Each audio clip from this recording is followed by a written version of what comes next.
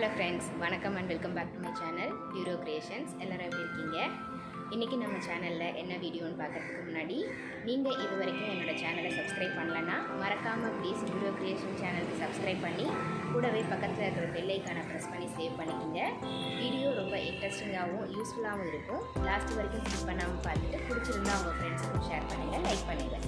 Without further delay வாங்க video பார்க்கலாம்.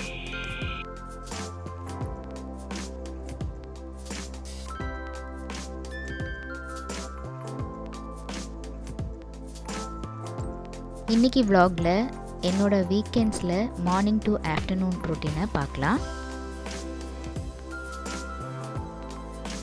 Everyday morning 3 பேரும் சேர்ந்தே எழுந்துடுவோம்.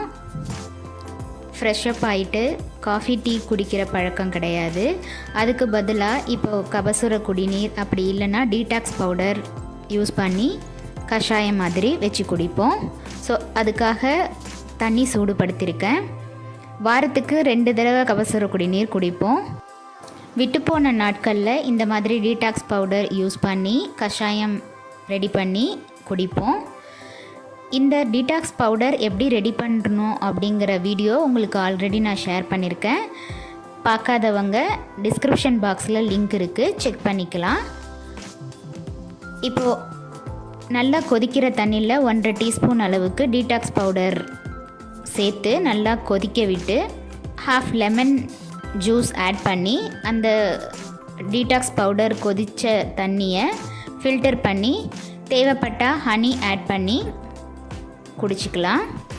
இந்த மாதிரி நேச்சுரல் இன்க்ரீடியன்ட்ஸ் நம்ம டெய்லியுமே உடம்புக்கு எந்த விதத்துலையாவது உணவில் சேர்த்துக்கிட்டோம் அப்படின்னா நம்ம உடம்பில் இருக்கிற டாக்ஸின்ஸ் எல்லாம் ரிமூவ் ஆகி இம்யூனிட்டி பவர் நல்லாவே இன்க்ரீஸ் ஆகும். இப்போ இருக்கிற சுச்சுவேஷனுக்கு இது ரொம்ப ஹெல்ப்ஃபுல்லாக இருக்கும். நெக்ஸ்ட்டு இட்லிக்கு மாவு அரைக்கிறது வீக்லி ஒன்ஸ் எனக்கு வழக்கம். ஸோ முதல் நாள் இரவே இட்லிக்கும் ஆப்பத்துக்கும் சேர்த்து அரிசியையும் உளுந்தையும் நல்லா வாஷ் பண்ணிவிட்டு இட்லிக்கு தனித்தனியாகவும் ஆப்பத்துக்கு சேர்த்தே ஊற வச்சு அரைச்சி வச்சாச்சு.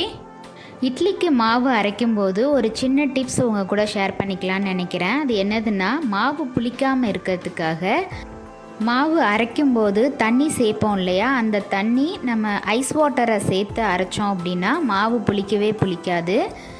1 வாரம் ஆனாலும் மாவு புளிக்காது. நம்ம எப்பப்பெல்லாம் தேவைப்படுதோ அப்போ மட்டும் வெளியில் எடுத்து வச்சு நம்ம யூஸ் பண்ணிக்கலாம். நெக்ஸ்ட்டு மாவு அரைச்சதும் ஷெல்ஃபெல்லாம் லைட்டாக டஸ்டிங் பண்ணிவிட்டு பெருக்க ஆரம்பித்தாச்சு. ஸோ என்ன தான் நம்ம க்ளீனாக வச்சுருந்தாலும் டெய்லியும் டஸ்ட்டு நமக்கு படிஞ்சிக்கிட்டே தான் இருக்கும். அதை ஈஸியாக ஒவ்வொரு நாளும் டஸ்டிங் பண்ணிட்டோம் அப்படின்னா நமக்கு டீப் க்ளீன் பண்ணும் போது கொஞ்சம் ஈஸியாக இருக்கும். ஈவன் குழந்தைங்களாம் இருந்ததுன்னா ரொம்ப கஷ்டம். ஒரே நாளில் எல்லாத்தையும் நம்மளால் க்ளீன் பண்ண முடியாது. ஸோ அதுக்காக கொஞ்சம் கொஞ்சமாக க்ளீன் பண்ணும் போது நமக்கு ரொம்ப ஈஸியாக இருக்கும். வீட்டை பெருக்கிட்டு க்ளீன் பண்ணதும் மார்னிங் டிஃபன் செய்கிறதுக்கு ரெடி பண்ண ஆரம்பித்தாச்சு. கிச்சன் எவ்ரிடே நைட்டே க்ளீன் பண்ணி வச்சதுனால நம்ம மார்னிங் எழுந்ததும் அந்த டென்ஷனே இருக்காது. க்ளீன் பண்ணிட்டு தான் நம்ம செய்யணும் அப்படிங்கிற அந்த டென்ஷன் வச்சுக்கக்கூடாது. ஏன்னா நம்ம லேடிஸ் எல்லாருமே முக்கால்வாசி கிச்சனில் தான் இருப்போம். ஸோ கிச்சன் நீட்டாக இருந்தால் தான் நமக்கு சமைக்கிறதுக்கே ஒரு சந்தோஷமாக இருக்கும். மார்னிங் வல்லாரக்கீரை தோசை செஞ்சு கார சட்னி செஞ்சு டிஃபன் ரெடி பண்ணியாச்சு. வீட்டில் குழந்தைங்க இருந்தாங்க அப்படின்னா அவங்களுக்கு பொரியல் குழம்பு இந்த மாதிரி கீரையில் செஞ்சு கொடுத்தோம் அப்படின்னா அவங்க உடனே சாப்பிட மாட்டாங்க, அடம் பிடிப்பாங்க. இந்த மாதிரி ஸ்நாக்ஸோ இல்லை தோசையோ செய்யும் போது கீரை யூஸ் பண்ணி செஞ்சோம் அப்படின்னா அவங்களுக்கும் தெரியாது, நமக்கும் கொடுத்த திருப்தி இருக்கும். ஸோ இதையும் ட்ரை பண்ணி பாருங்கள். மார்னிங் டிஃபன் செஞ்சு சாப்பிட்டதும் உடனுக்குடனே கிச்சனை க்ளீன் பண்ணிவிடுவேன். நம்ம எப்போல்லாம் கிச்சனில் சமைக்கிறோமோ உடனுக்குடனே க்ளீன் பண்ணிட்டா ரொம்ப ஈஸியாக இருக்கும். அடுத்து பெரிய டாஸ்க் என்னது அப்படின்னா, துவைச்ச துணிகளை மடித்து வைக்கிறது தான். அதுவும் நம்ம என்ன தான் மடித்து ஷெல்ஃபில் வச்சாலும் நம்ம பசங்களும் வீட்டில் இருக்கிறவங்களும் அப்படியே எடுத்துகிட்டு அப்படியே வச்சுட்டு போயிடுவாங்க. அதை திருப்பி நம்ம ஆர்கனைஸ் பண்ணுறது ஒரு பெரிய டாஸ்காக இருக்கும். அடுத்து டைம் 11:30 ஆகுது. இந்த டைமுக்கு நமக்கு பூஸ்டப் பண்ணுறதுக்கு ஒரு சூப்பரான நன்னாரி சர்பத் ரெடி பண்ணலாம். இந்த மாதிரி நன்னாரி மரத்துண்டுகள் ஆர்கானிக் ஷாப்பில் கிடைக்கும். அதை வாங்கி நம்மளே ரெடிமேடாக நன்னாரி சர்பத் ரெடி பண்ணி வச்சுக்கலாம். நன்னாரி சர்பத் ரெடி பண்ணுறதுக்கு நன்னாரி மரத்துண்டுகளை கல்லில் நல்லா இடித்து அதை மிக்ஸி ஜாரில் சேர்த்து நல்லா பவுடர் பண்ணிவிட்டு ஒரு பாத்திரத்தில் 2 கப் அளவுக்கு தண்ணீர் சேர்த்து நல்லா சூடுபடுத்தியிருக்கேன். தண்ணி நல்லா சூடானதும் நம்ம பவுடர் பண்ணி வச்சுருக்க நன்னாரி பவுடரை அதில் சேர்த்து 1/2 hour கிட்ட லோ ஃப்ளேமில் கொதிக்க விடணும். அந்த நன்னாரி மரத்துண்டுகளில் இருக்கிற எசன்ஸ் ஃபுல்லாக இறங்கி தண்ணியோட கலரே மாறி இருக்கும். அந்த ஸ்டேஜில் நம்ம ஸ்டவ்வை ஆஃப் பண்ணிவிட்டு மூடி வச்சு ஒரு 5 hours அப்படியே ஆற வச்சிடலாம். நல்லா 5 hours ஆறுனதும் காட்டன் கிளாத்தை யூஸ் பண்ணி ஃபில்டர் பண்ணி அந்த ஜூஸை மட்டும் எடுத்துக்கலாம். இப்போ சிரப் செய்யறதுக்கு ஒரு கடாயில் 1 கப் அளவுக்கு சுகர் ஆட் பண்ணியிருக்கேன். சுகர் கரையிறதுக்காக கொஞ்சமாக தண்ணி சேர்த்து நல்லா கொதிக்க விடலாம்.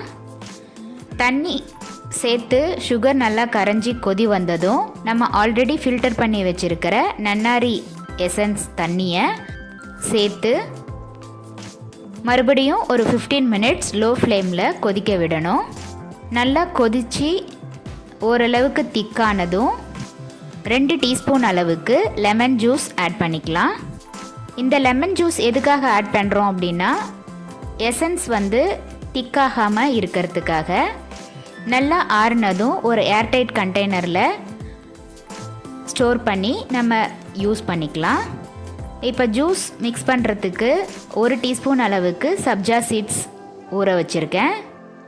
ஒரு கிளாஸில் நம்ம ஆல்ரெடி ரெடி பண்ணி வச்சுருக்கிற நன்னாரி எசன்ஸை சேர்த்து சப்ஜா சீட்ஸையும் சேர்த்து மிக்ஸ் பண்ணி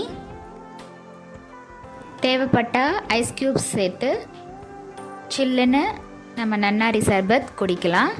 ரொம்ப டேஸ்டியான நன்னாரி சர்பத் ரெடி ஆயிடுச்சு.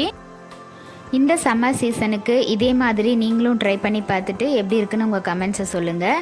இந்த வீடியோ கண்டிப்பாக உங்களுக்கு யூஸ்ஃபுல்லாக இருந்திருக்குன்னு நினைக்கிறேன்.